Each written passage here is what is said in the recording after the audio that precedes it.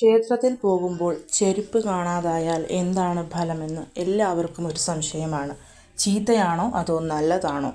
തീർച്ചയായും ക്ഷേത്രത്തിൽ പോകുമ്പോൾ നമ്മുടെ ചെരുപ്പ് കാണാതാകുന്നത് നമ്മുടെ തെറ്റായ കർമ്മദോഷങ്ങളൊക്കെ നമ്മളിൽ നിന്ന് അകന്നുപോയി എന്നുള്ളതാണ്.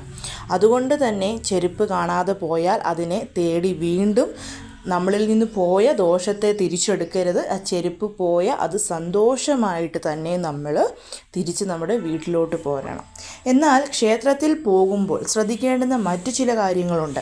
നമ്മൾ നടക്കുമ്പോൾ നമ്മുടെ കാലിലെ വലിയ വിരൽ ക്ഷേത്രത്തിലെ എവിടെയും തട്ടാൻ പാടില്ല. അങ്ങനെ തട്ടിയാൽ നമുക്ക് നമ്മുടെ ജീവിതത്തിൽ ദോഷങ്ങൾ നിലനിൽക്കുന്നു എന്നുള്ളതാണ് അതിൻ്റെ അർത്ഥം.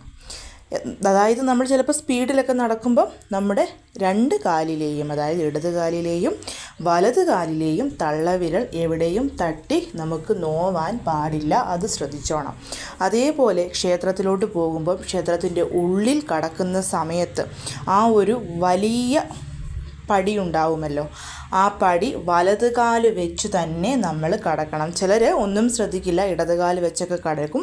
അങ്ങനെ വലത് കാല് വെച്ച് കടക്കാതെ ഇരുന്നാൽ മനസ്സന്തോഷം നമുക്ക് കുറവാണ് എന്നുള്ളതാണ് അതിൻ്റെ അർത്ഥം. അതുകൊണ്ട് തന്നെ ഇനി നിങ്ങൾ ക്ഷേത്രത്തിൽ പോകുമ്പോൾ ആ വലിയ പടി കടന്ന് ക്ഷേത്രത്തിനുള്ളിലോട്ട് കയറുന്ന സമയത്ത് വലത് കാല് വെച്ചാണോ കടക്കുന്നത് എന്നുള്ളത് ശ്രദ്ധിക്കണം. അതേപോലെ ക്ഷേത്രത്തിൽ പോകുമ്പോൾ ക്ഷേത്രത്തിനുള്ളിൽ വെച്ചിട്ട് നമ്മുടെ വസ്ത്രങ്ങൾ കീറാൻ പാടില്ല.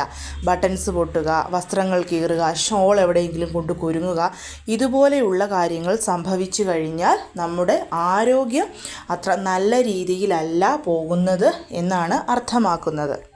അതേപോലെ ക്ഷേത്രത്തിനുള്ളിൽ നമ്മുടെ സ്വർണം കാണാതെ പോയാൽ ആ കാണാതെ പോയ സ്വർണത്തെ ഒരിക്കലും നമ്മൾ തേടി പിടിച്ച് എടുക്കരുത്. കാരണം നമ്മുടെ കുടുംബത്തിലുള്ള ഏതെങ്കിലും ഒരു അംഗത്തിന് ആയുസ്സിന് ദോഷം സംഭവിക്കുന്ന നേരത്താണ് നമ്മുടെ കയ്യിൽ നിന്ന് ആ സ്വർണം കാണാതെ പോകുന്നത്.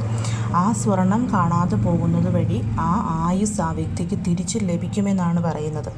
അതുകൊണ്ട് തന്നെ സ്വർണം ഒരു കാരണവശാലും പോയാൽ തിരിച്ചെടുക്കാനായിട്ട് ശ്രമിക്കരുത്.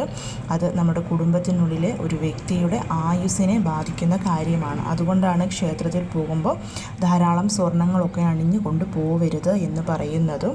ഇനി കൊണ്ടുപോയാൽ അത് അവനവന് തന്നെ സൂക്ഷിക്കാനുള്ള കഴിവുണ്ടായിരിക്കണം.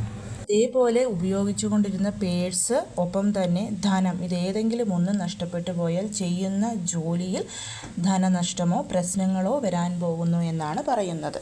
ഭഗവാന് നമ്മൾ ക്ഷേത്രത്തിൽ എന്തെങ്കിലുമൊക്കെ സമർപ്പിക്കുമ്പോൾ അറിയാതെ നമ്മുടെ കയ്യിൽ നിന്ന് പോയാൽ മനപ്രയാസം നമ്മൾ അനുഭവിക്കുന്നു എന്നുള്ളതാണ് അർത്ഥം.